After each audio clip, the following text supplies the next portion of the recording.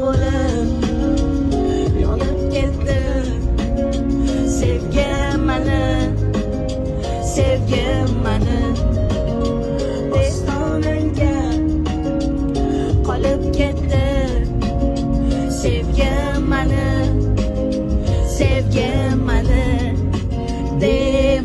devonangman yor ishqingda devonangman. Ado qildi yurak bag'rim. Через 300 метров держитесь двух левых полос, а затем поверните налево.